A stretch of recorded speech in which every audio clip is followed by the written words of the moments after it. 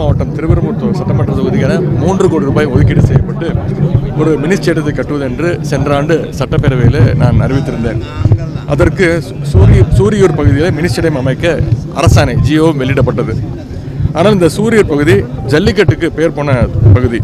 இங்கே அமையவுள்ள அந்த மினி ஸ்டேடியத்தை ஜல்லிக்கட்டு மைதானமாக உருவாக்க வேண்டும் என்று இந்த தொகுதியினுடைய சட்டமன்ற உறுப்பினர் மாண்புமிகு பள்ளிக்கல்வித்துறை அமைச்சர் அவர்கள் வேண்டுகோள் வச்சிருந்தாங்க.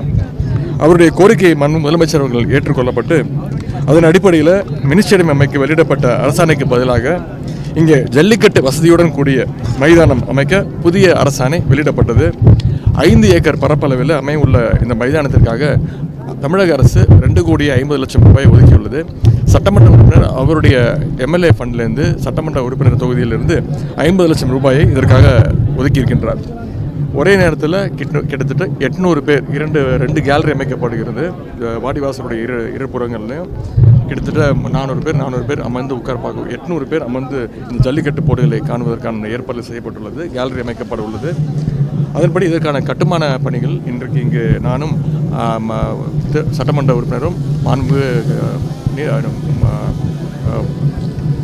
நகராட்சி நிர்வாகத்துறை அமைச்சர் அவர்களும் பள்ளிக்கல்வித்துறை அமைச்சர்களும் சட்டமன்ற உறுப்பினர்களும் இங்கே இந்த பணிகளை துவங்கி வச்சிருக்கின்றோம்.